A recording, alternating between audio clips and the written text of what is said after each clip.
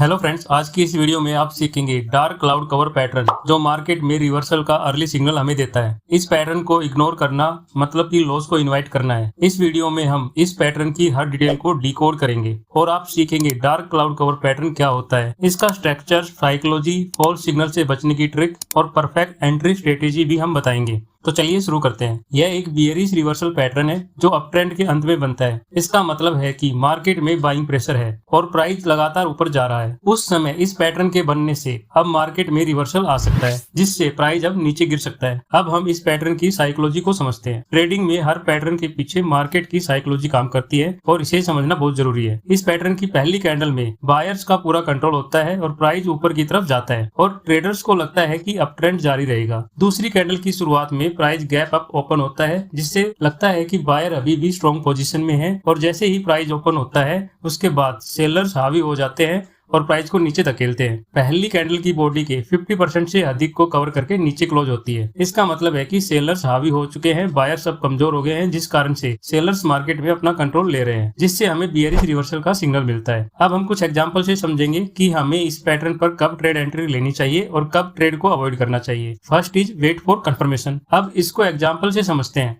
Dark cloud cover pattern बनने के बाद नेक्स्ट कैंडल का इंतजार करें। अगर अगली कैंडल भी बियरिश बनती है और प्राइस नीचे आता है और इस पैटर्न की पहली बुलिश कैंडल के लो के नीचे क्लोज करती है, तो यह ट्रेड की कंफर्मेशन कैंडल होगी जो इस पैटर्न को अधिक स्ट्रॉन्ग बना देती है। अब नेक्स्ट एग्जांपल को समझते हैं। डार्क क्लाउड कवर पैटर्न बनने के बाद यहाँ एक बियरिश कैंडल बनी है, पर इसने पैटर्न के लो के नीचे क्लोज नहीं किया। अभी यहाँ हम ट्रेड एंट्री नहीं लेंगे, हम एक और अगली नेक्स्ट कैंडल का वेट करेंगे। इसके बाद नेक्स्ट कैंडल एक बियरिश कैंडल बनती है और इस पैटर्न के लो को क्रॉस करके क्लोज करती है। इसको हम ट्रेड कंफर्मेशन कैंडल कहेंगे। अब समझेंगे कि इस पैटर्न के बाद हमें कब ट्रेड को अवॉइड करना चाहिए। फर्स्ट एग्जांपल लेके समझते हैं। डार्क क्लाउड कवर पैटर्न के बाद हमें नेक्स्ट कैंडल का वेट करना चाहिए। वो इसलिए क्योंकि हमें रिस्की ट्रेड नहीं करना, हम वही ट्रेड एंट्री लेंगे जो सेफ और कंफर्म हो। इस पैटर्न के बाद यहाँ एक ग्रीन बुलिश कैंडल बनी है जो इस पैटर्न की कंफर्मेशन देने में फेल हो गई है, इसलिए अब हम इस ट्रेड को अवॉइड करेंगे। इंपॉर्टेंट टिप्स, अगर इस बुलिश कैंडल के बाद बियरिश कैंडल बने तब भी हम इस ट्रेड में एंट्री नहीं लेंगे। चाहे यहाँ से मार्केट कितना भी नीचे चला जाए, हम ट्रेड से दूर रहेंगे। अब नेक्स्ट एग्जांपल समझते हैं। इस पैटर्न के बाद नेक्स्ट कैंडल एक बियरिश कैंडल बनी है, पर इसने इस पैटर्न के लो के नीचे क्लोज नहीं किया, जिस कारण से यहाँ कोई ट्रेड एंट्री नहीं बनती है। नेक्स्ट कैंडल एक बुलिश कैंडल बनती है। अब ये पैटर्न इनवैलिड हो गया है, इसलिए अब इस ट्रेड को अवॉइड करेंगे। अब नेक्स्ट एग्जांपल को देखते हैं। इस पैटर्न के बाद एक बियरिश कैंडल बनी है जो इस पैटर्न के लो के नीचे क्लोज नहीं करती है। अब इसके बाद एक और नेक्स्ट कैंडल का इंतजार करेंगे,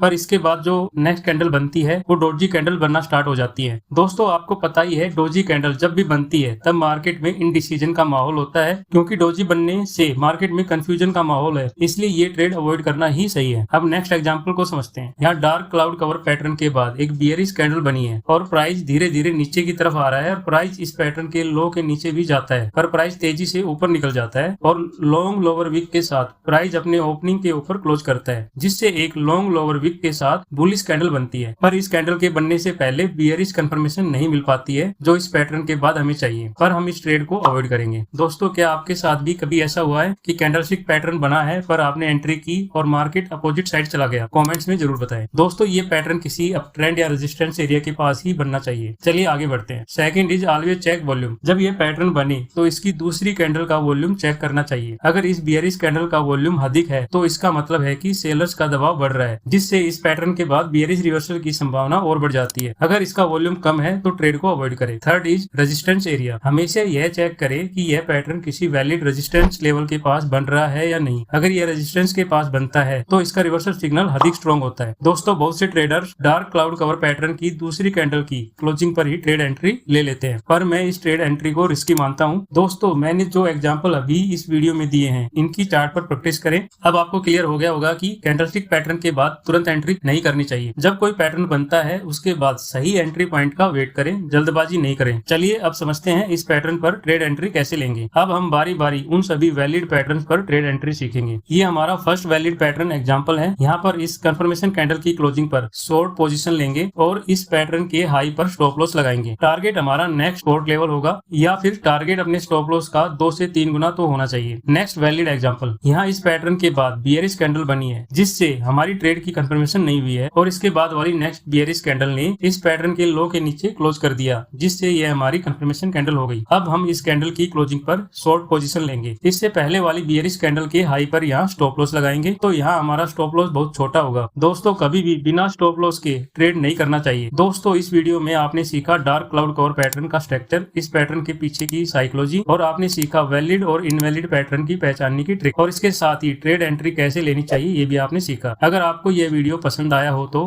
लाइक करें, अपने दोस्तों के साथ शेयर करें और हमारे चैनल को सब्सक्राइब करना ना भूलें।